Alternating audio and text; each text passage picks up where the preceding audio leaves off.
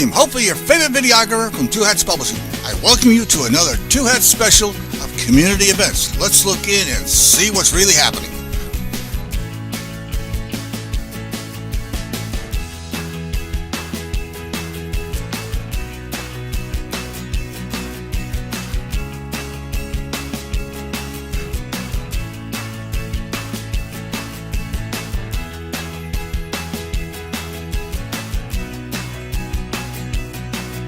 Hello everyone, and welcome to Bar Politics, a beloved Dallas tradition that occurs roughly 12 times as often as the fair does every year. I'm your host, Josh Kumler, and yes, that chill you are feeling is shade being thrown.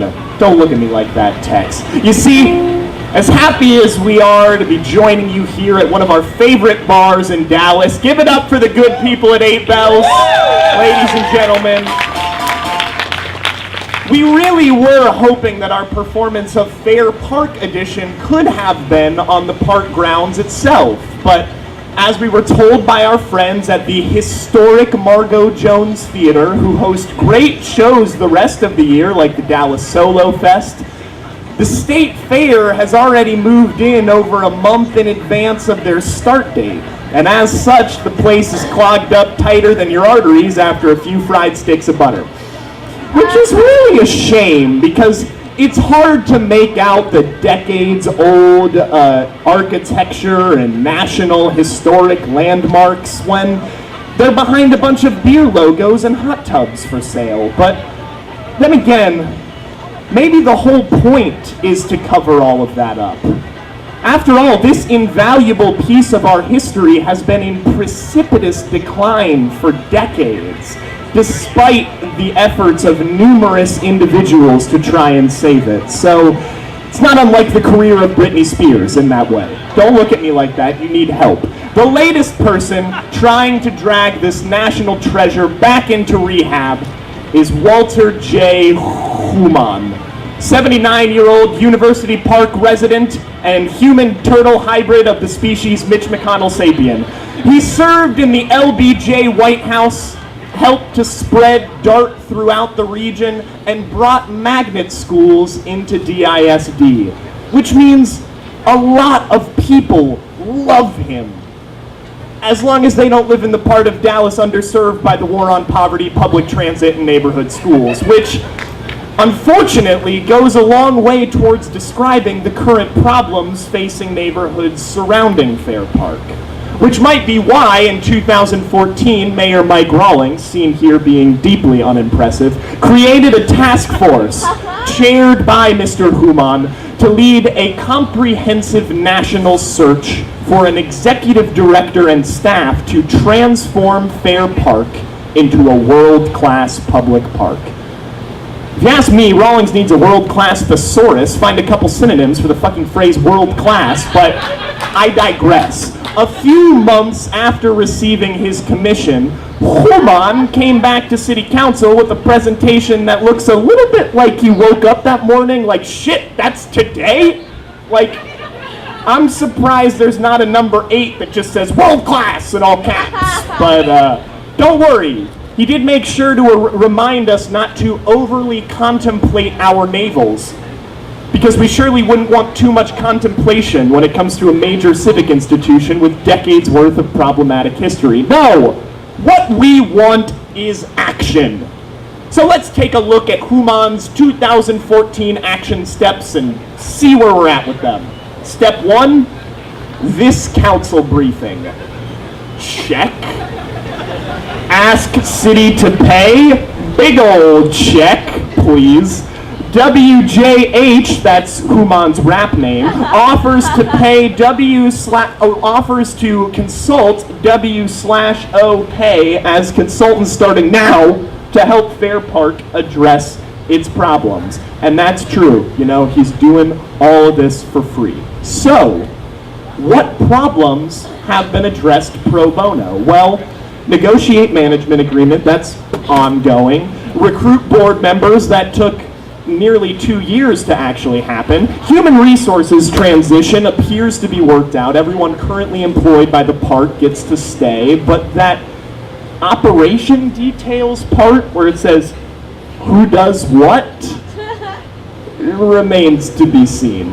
After all, that CEO that Human and Co. were sent out to hire has not been named or ostensibly sought at all. Wait, why are we skipping to the third phase? Oh, right, because this is all bullshit. Turns out Mr. Human is good friends with Park Board President Max Well, so when we got to phase 3 a year and a half later, Human had marginally improved his PowerPoint, but more importantly, accompanied it with this memo to the Park Board President.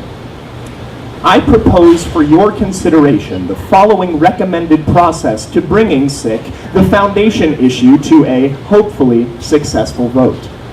The Park Board President would call for a work session. No management agreement would be sent, only the table to confine discussion. Board President would focus the bulk of discussion on specific open areas listed in the table. I would ensure, SICK, there are many open items where the Foundation would verbally agree without further discussion, to show a willingness to compromise. There are a few open items where changes were made to the document without Foundation approval. By using the table, we don't make a big deal who did not approve what, SICK. I hope to have table by Monday. I will try to hand this letter to you at 5:30 church service if you and Martha are attending. Hand it to you in church so it doesn't end up in the hands of some asshole citizen journalist with an interest in keeping his city government from being hijacked. Thankfully, a contingent on our park board had no interest in this possibility either.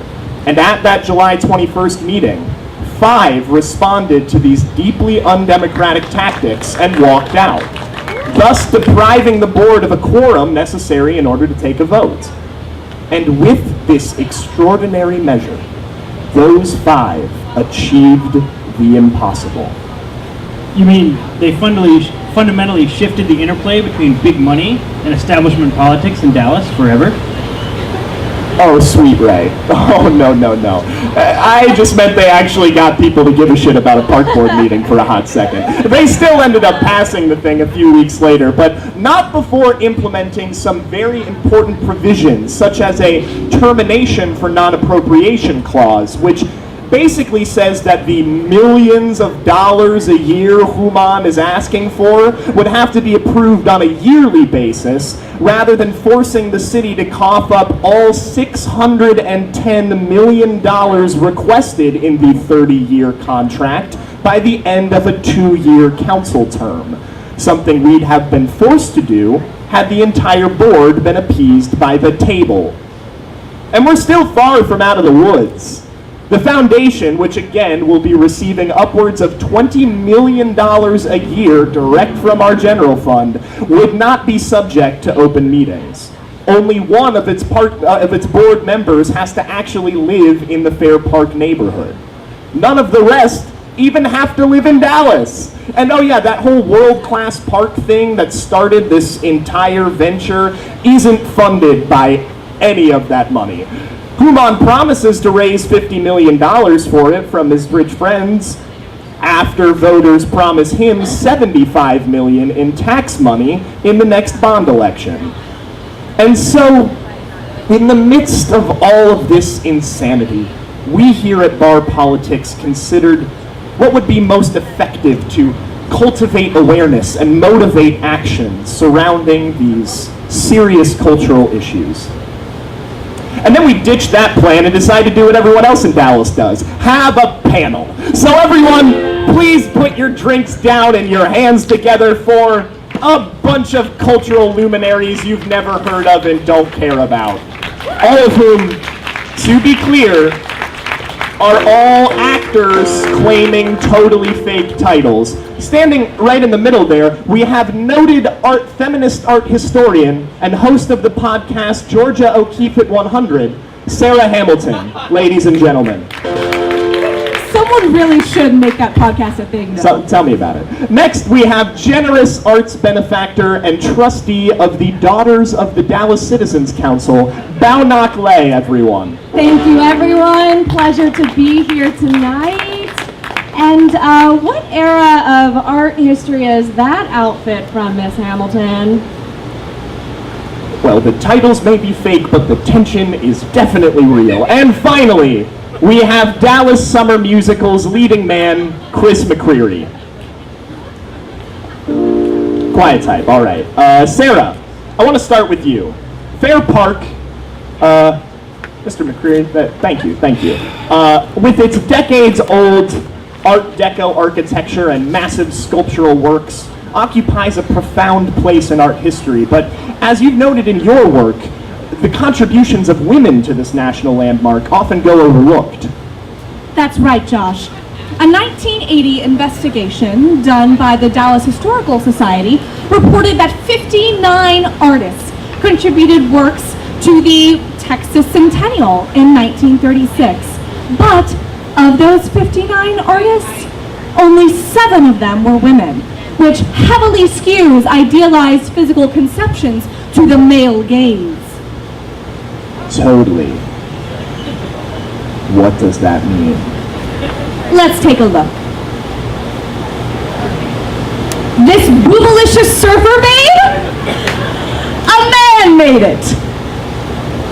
This woman, somehow being birthed by a cactus, was also made by a man, and a fucking French one at that. And then, there's this. Oh, shit. Yeah. And all of this, in spite of the fact that in pre-war Dallas, and we're talking World War II, mind you, there were 2,000 professional female artists. So, what if all of them just sucked really bad? Would you prefer the fairgrounds be covered in pretty watercolors of blue bonnets? Aww. I would prefer you to stay in your lane. In fact, many of the female artists at the time were making a conscious move away from the pastoral impressionism of the late 19th century. Perhaps none so much as Allie Victoria Tennant, who, despite obvious sexism on the part of the selection committee, received the commission for the centerpiece of the park, the front of the Hall of State. Oh yeah, the big statue at the end of the Esplanade. That's very good, Josh. Tennant's Tejas warrior stands at an impressive 11 feet tall and poses an unspoken challenge to the popular notion at the time that women were not capable of heroic monuments and should stick to garden decorations. Yeah, well, maybe if she had, she would have come off as a little less racist. Excuse me? Oh, you're excused. Let's drop the male gaze down to my underwhelming 32 nearly A tits for 1 second and talk white gaze, folks. Hit it, Zane! You see this painting right here, folks? Allie Tennant original. Now, Sarah, could you be a dear and give us the title of this piece? It's called The Head of a... I'm so sorry. What was that, Sarah? Negro. One more time, dear. Negro! Uh-huh. Yeah. Tennant's work rested on the novelty of a generalized ethnic form created for the consumption of an all-white audience. One could argue that Tennant saw beauty and soul in even these stereotypical images and challenged her audience to view humanity differently. You're making a lot of assumptions on Tennant's part, Hamilton. It's also worth mentioning that the Tejas were an entire nation comprised of many different Native American tribes, meaning that this warrior is not representative of a real human, but rather a composite of many Indian references, with some Jewish, by the looks of that nose. Whoa, now that seems a little culturally insensitive. It's okay, Joshua, I can say that. I married into the Marcus family. How else do you think I, an Asian woman, got into the Daughters of the Dallas Citizens Council, or my outrageous credit card bill at Neiman Marcus? Touche. Thank you. Besides the fact It's unlikely that Tennant rarely, if ever, came into contact with actual Native or Negro Americans. Her father monopolized the electricity industry in Dallas. Her brother was president of the Dallas National Bank. Bitch never worked a day in her life. Sounds like someone I know. Oh, excuse me? Oh, you've been excused. It's true that Tennant's art was facilitated by her enormous privilege, but she worked to leverage that privilege for the good of her community. She helped to create the Dallas Museum of Fine Arts in Fair Park and served on its board for over 30 years. And it's now, oh, that same museum right there that moved from Fair Park to downtown in the 80s because of racism? No, because of curatorial restraints posed by a museum that's hemmed in by a goddamn carnival. And also racism. But Tennant also was a key player in the Dallas Women's Club for years and was instrumental in creating the Women's Building, which was a precursor to the Women's Museum, Institute of the Future. Now actually considered an institute of the past, as it closed down in 2011, folks. Why do you keep doing that? Keeping it real, bae. Look, there are loads of excuses for the financial woes that forced the Women's Museum to shut down, which I might add is the only one of its kind in the nation. Sure, 9/11 and the recession didn't help, but traveling, crowd-pleasing, blockbuster exhibits don't exist when once again you're the only museum in the country dedicated to women's history. But that doesn't make any sense to run the same 27 Anne Leibovitz portraits as the featured exhibit for 7 years. Yeah, I'm not actually an art historian, y'all, but that shit really did happen. Exactly, thank you. Now, the Fair Parks Women's Museum, unlike this stupid comedy sketch panel that you folks are watching in a bar right now, shied away from anything that could be considered controversial or provocative. Like if your favorite female artist was a closet racist or, I don't know, abortion. And as a result, attendance stayed at a fraction of its projections because, woman or man, fancy touchscreens don't do any good if all you've got is a boring PBS special brought to life. Hey, I like PBS! I know, honey, of course you do. Look at that outfit you're wearing. ladies, final question. Given the impending management agreement discussed earlier, what do you see as the future of the arts and the Women's Museum in Fair Park? Very little, Josh. The upkeep of our historical sculpture is dependent on next year's bond package, and the management agreement only mentions public art in relation to its passage. Yeah, and the word museum doesn't show up anywhere in the damn thing. Wait, no museum. The whole thing. No African American museum, science museum, natural history museum, women's museum. No, Josh, I don't know what the fuck is gonna happen with any of these poor museums.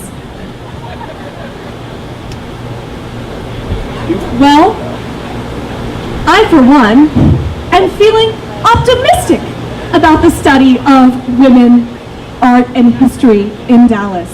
After all, it was our first major female presidential nominee who helped raise money for the Women's Museum back in '98.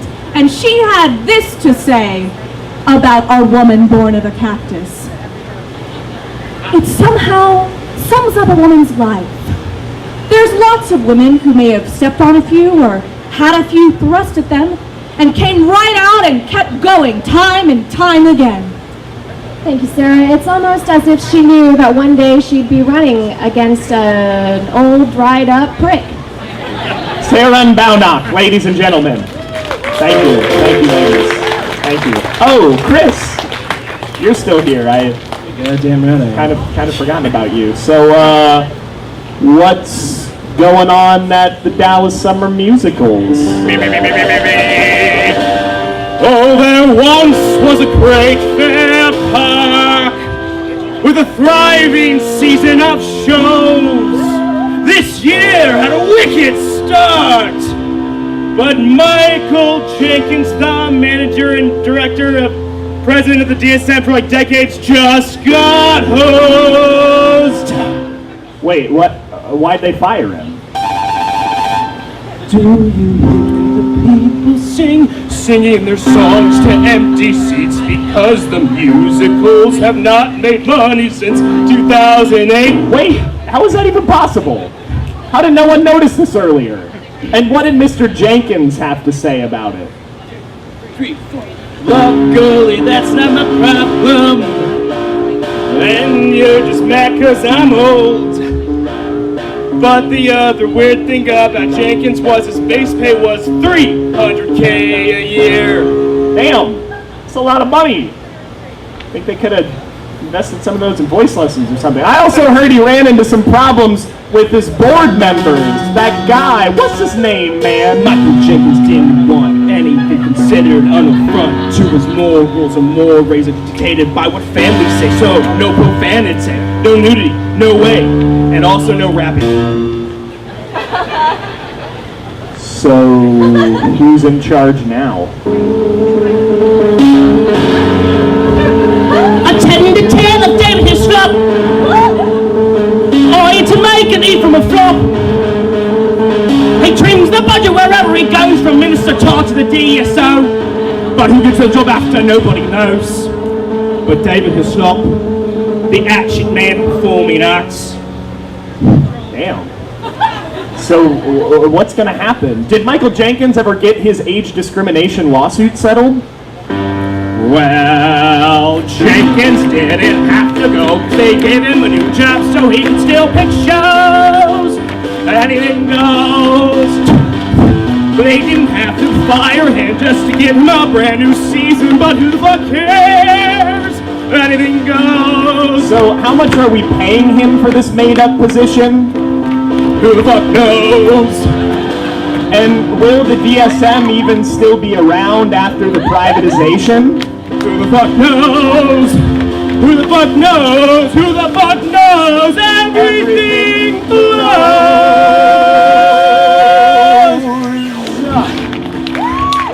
Chris McCreary, ladies and gentlemen.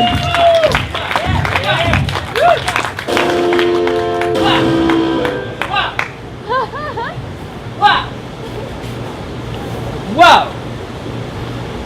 Whoa! Whoa! Shut the fuck up, Josh. It's bad enough hearing Chris breaking out this song every 12 seconds.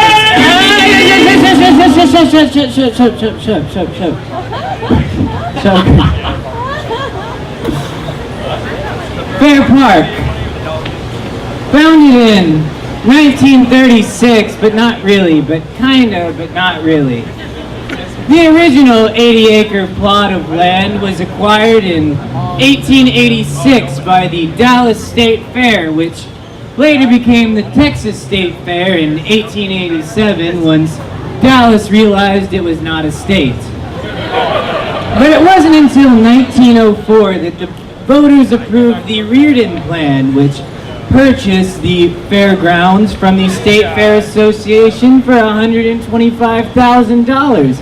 And in 1906, George Kessler said, "Yo, we should trick this shit out, dog." And we started development on what would later be Fair Park. And by 1908, Dallas had already begun what would become a 100-year tradition in the Fair Park area of ethnic cleansing, with the removal of unsightly shacks from the main driveway. And by 1914, the State Fair was already having better baby contests in which the rich elite white males would have their babies' skulls measured to see who was doing the best job with selective breeding. Heil faulty science. Now, in 1918, the State Fair was closed due to World War I related inconveniences, and the fairgrounds was turned into an aviation boot camp called Camp dick. As the KKK was taking over Dallas politics in the 1920s, black people were first formally kicked out of Fair Park in 1922 when the city said, "You can't play baseball here." And being the white supremacist cult that Dallas was in 1923, the Klan Day at the State Fair was a huge success with over 150,000 people showing up. But we were able to forget all of those past atrocities in 1930 when we finished construction of the motherfucking Cotton Bowl. Yeah! And by 1934, Dallas was already trying to erase its past by having Negro Achievement Days at the State Fair. Or as the Dallas Morning News put it was evident Monday that many a Dallas home was without its cook and chauffeur as a constant stream of Negroes kept the turnstiles clicking.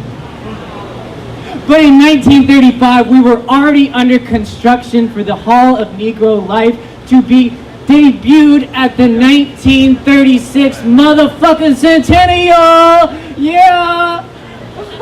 Where the real Fair Park history starts. Because despite not having been a city when Texas was founded in 1836, Dallas was thirsting out the seams to host the 1936 centennial since the Ford F-350 had not yet been invented to overcompensate for masculine insecurities.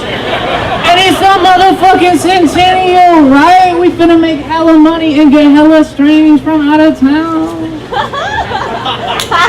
Because in 1934, the Texas legislature appointed a centennial convention to accept bids for the 1936 centennial, and Dallas was all like, yo, dude, we'll give you like $10 million for this shit. And they're like, you know this is only worth like $4 million. And they're like, nah, fuck it, dude, let's just do it, man. And they're like, okay, yeah, it's the Depression, we'll take your $10 million. And that shit was a hit, man. We had the Museum of Fine Arts, the National History Museum, a motherfucking aquarium, a band shell, everything was all Art Deco. We even had the Hall of State, which wasn't completed till 3 months after the centennial, but we had a motherfucking Hall of State! We even finished the creation of the Hall of Negro Life, which debuted at the centennial, and the Dallas Morning News even wrote about it, headlining, "History of Negro from Jungles to Now, Centennial to be turned over to Darkies, Juneteenth." It was demolished a year later. But the centennial brought in like 6.4 million people!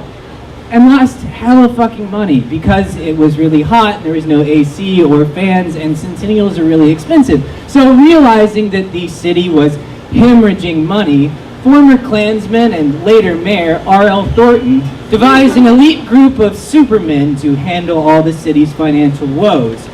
This supergroup, founded in 1937, would later go on to be the crowning achievement of Dallas politics, the Citizens Council. The shadow government that haunts the very halls of City Hall till this day.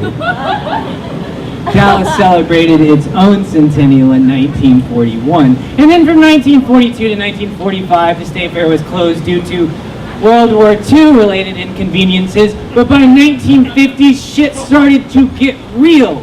When in 1951, former Klansman and later Mayor R.L. Thornton purchased a giant fucking Santa and commissioned some guy named Jack Bridges to turn that Santa into a cowboy.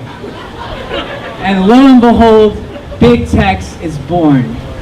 The ultimate overcompensation for masculine insecurities and symbol of white male supremacy. But by the 1950s, shit was booming. I mean, people of any color started to be allowed on the rides as long as there wasn't the accidental chance of skin-to-skin contact, because gross. I mean, do you see how far apart those water fountains are? And we knew the State Fair was here to stay. But what to do with all the poor black people in the neighborhood communities? Oh right, ethnic cleansing, duh. Which is when the City of Dallas Planning Department came up with the 1959 Parks and Open Spaces Report presented to the Dallas Area Master Plan Committee, which proposed the acquisition of 66.7 acres along the Fitzhugh side of the park. Now, this suggestion cast a cloud over the prospect of investing in this area for the next 10 years, but it wasn't until 1965 when a report on the master plan came out, which said, yo, we're just gonna need a whole fucking ring of properties around this fair park for parking, man, but like, that Fitzhugh property, it just will require it last, if at all. But then in 1966, the Economic Research Associates came out with a report saying, yo, guys, you got like 4,000 parking spaces, but you're gonna need 20,000, man! Just trick it out! But you're gonna need those Fitzhugh spots. Just give them like $1.25 a square foot. But we're gonna need another 125 acres. Which is really funny because in 1969, an Urban Research Group report found that those properties were actually worth $4.04 a square foot based on their potential use, but that didn't matter because in 1968, the city had already started buying them for 75 cents a square foot. But I'm getting ahead of myself. Because in 1967, the Crossroads bond was approved for $12.6 million. Now, the bond didn't explicitly state that it planned on buying out the neighborhood homes for criminal prices to turn them into parking lots, but that's exactly what we did with $6 million of it.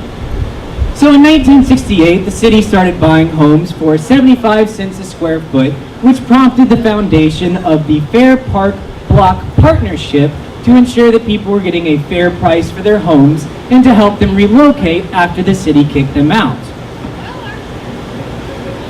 But they became a real bug up the city's ass. So in 1969, once the city had already bought out half the homes for 75 cents a square foot, they said, fuck it, we'll give you $1 a square foot. The block partnership refused, and condemnation proceedings began a month later, which is the dick of the eminent domain law.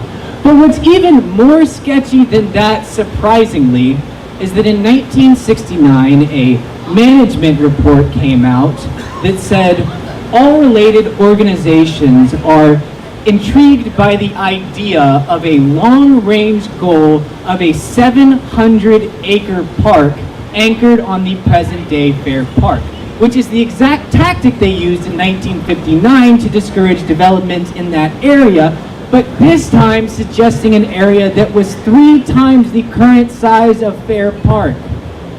Because white people were just as afraid to go near Fair Park in 1969 as they were in 2016, as they were in 1959.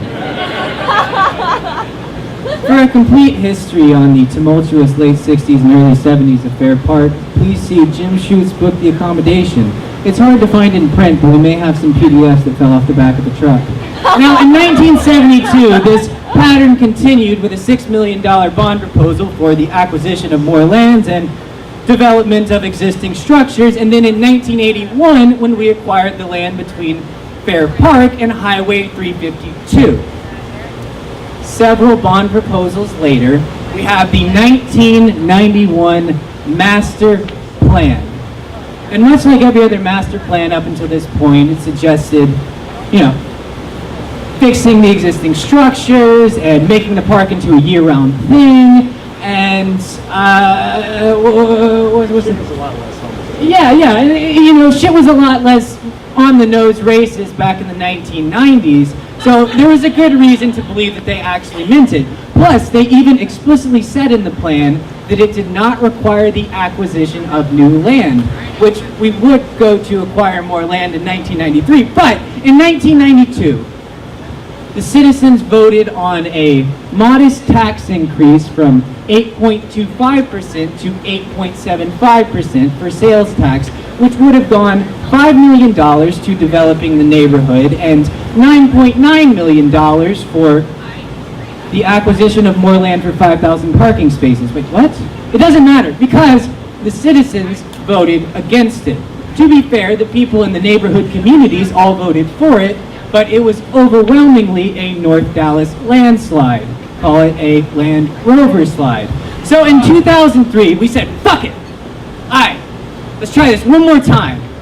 And that's when we got Hargreaves Associates to develop a new master plan with pictures and shit.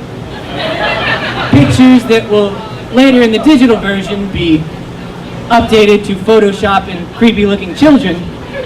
But this was the first time that we had a master plan with a complete breakdown of the park's infrastructure and facilities.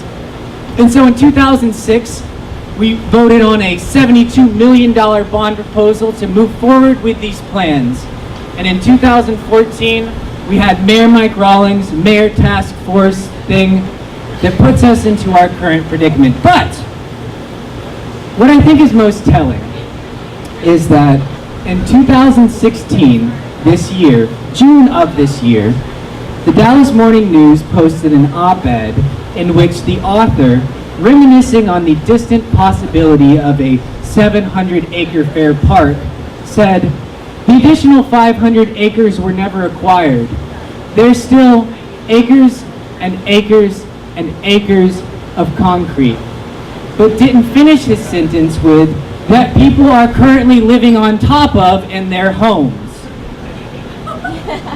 So, in present-day Fair Park, we have empty museums, an empty football stadium, hella fucking parking, and no people.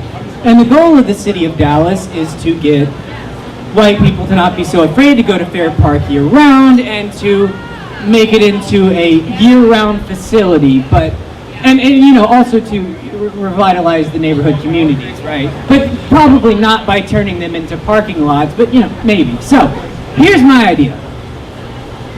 I call it the Fuck the State Fair Master Plan. Step 1. Fuck the State Fair. Give it to Arlington, they love that shit. We're not making any money off of it, but we don't even have to tell them that. We can I don't know, sell them the rights to it or something. Can we do that? I don't know, it doesn't matter. Step 2. Turn Fair Park into a public university. It's already got hella museums. Same size as SMU's campus. And it's the same size as SMU's campus, roughly. And even though it's a National Historic Landmark, most of the interiors are not actually historic. And I looked into the guidelines for a National Historic Landmark, and you can pretty much do whatever the fuck you want with it. It's really just about the plaque. We can even call it the University of South Dallas, or USD. That has a dope ring to it. It's like a dog. We've named it, now we have to keep it. And if you're worried about the traction needed to gain recognition as a legitimate university, let me remind you, it literally has the fucking Cotton Bowl in the middle of the campus. And maybe this is my idealism speaking, but I think that having little black kids in South Dallas growing up next door to a university and seeing people from their community attending that university in the same way that little white kids have been growing up near SMU for 100 years can only do the community good. Unless, of course, that was never really the point. And we're just holding out till 2036 so we can host the Texas Bicentennial, and Rawlings can act like he did something with his tenure since that toll road didn't work out. As long as we can forget the fact that Dallas was not even a city in 1836. Because if we turn... Because now, What's it? Dallas is on the map. Oh yeah, because now, Dallas is on the map, right? We're the fastest growing city in the nation. And granted, that growth may just be a cyst called Farmers Branch. But, it's time we start growing our city. Because if we turn Fair Park into a university, we can keep with one of Dallas's oldest traditions, burying our history. Josh? Stephen Gardner. Keeping it real as always, ladies and gentlemen. Now, the higher education angle has actually already been floated in regards to Fair Park. Don't tell Steven that. He's feeling very proud of himself at the moment. But super successful developer and bespectacled egg with hands, Don Williams, actually has been advocating this for over a year now with the help of world-renowned architect and urban designer Antonio DiMambro and the University of Texas at Arlington. There's also another plan for the park out of Oak Cliff consulting firm Ash and Lime, created in part by friend of the show Brandon Castillo. Both alternative plans call for a smaller footprint for the State Fair of Texas.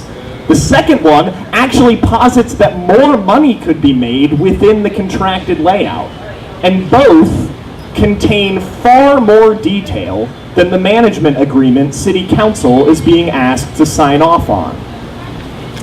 In an emergency press conference called after the park board walkout, Rawlings stated flatly, either we do this or we don't, with this referring to Human's plan and don't referring to literally anything else. But in light of all of these other options, that seems disingenuous at best. And given Rawlings took the opportunity immediately after that statement to invoke our fallen officers, I'd say it's more on the heinously manipulative side. Not to mention, it's technically illegal. As District 14 councilman and professional snark generator Philip Kingston pointed out, in private-public partnerships such as this one, competitive bidding is required. The city is trying to get out of that one, claiming Exemption F, the organization has provided significant financial or other benefits, which would make sense if the Fair Park Foundation, created by Human, had provided any significant financial or other benefits. But they haven't. And here's the thing about Human, guys. His name is actually pronounced human. And he has an incredible track record here in the city of Dallas. In addition to his dartboard presidency and work on school board desegregation, Human was also instrumental in the Jubilee Project, which created a community center and park in a neighborhood just east of Fair Park. And even before that, he helped with the creation of Goals for Dallas, a city planning project that sought to learn how Dallas residents envisioned their future. But see, the crazy thing is, in explaining the reasoning behind that project, Human lays out the perfect argument for why we shouldn't accept this new foundation's suppressive tactics and paternalistic assumptions. You can't just have some well-intended men meet and say, this is what we believe is best for Dallas, raise some money, have a bond program, and it passes. We're going to have to communicate better and do a better job in collecting input to determine where we should be going in the future. In other words, do you want some unfeeling individual sitting in Arlington, Texas, dictating what happens to you in Dallas and thwarting your independence and taking your tax dollar and so forth? Just replace Arlington with University Park and that about sums this shit up. Because it's not a plan. It's a series of promises that Human assures us will not be broken in spite of vast historical precedent, which Human himself is clearly fed up with. So he wants all the money up front. But you can't respond to decades of plans with no funding by asking for funding without an actual plan. No matter how stellar your track record is, it's illegal. And while Human could have started raising funds back in 2002 when he was quoted in that same oral history, waxing rhapsodic about how Fair Park is a diamond in the rough, he didn't. Meaning any of his myriad references to city inaction are hypocritical. And Fair Park deserves an RFP, which stands for Request for Proposal, which is standard operating procedure for any service the city spends money on, but in this scenario could also include reason to fund this piece of shit or real fucking plan. So I intend to go down to City Hall and ask for one. and maybe have a little fun with my slideshow in the process. And if you'd like an RFP as well, you should come too. Whenever the vote ends up being, they don't tell you until the absolute last minute because Dallas. But we'll be sure to keep you updated on our Facebook page for when it happens. So be sure to like us if you haven't already. It will be my first time speaking before City Council, and I'd really appreciate the support. I won't be handing out t-shirts because we don't have money for t-shirts, but feel free to paint the letters RFP on your body anywhere you don't mind exposing to government officials. Or, you know, just show up. Or watch the video online afterwards and share it with your friends that also live here. Democracy. Fair Park. Fuck yeah. We'll be back in a few with an interview with Tammy Johnston, chairwoman of the South Boulevard Park Row Historic Neighborhood Association. But first, we're going to have an amazing band play a short set, which we are not paying them for. So, I'm about to go around and hit up all of you personally for money. But you will get a koozie out of it if you donate. Look at that. It's beautiful. And whether you donate or not, you're always welcome to tell me what you think we should be covering next. Because, unlike Walter Human, when we say we want to collect input to determine where we should go in the future, we really mean it. Ow! Thanks, guys.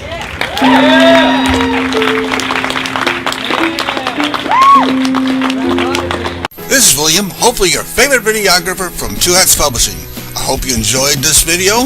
If you like it, please leave comments below, or like, follow, or subscribe to us and get notices of all our videos. We love it, even when you call.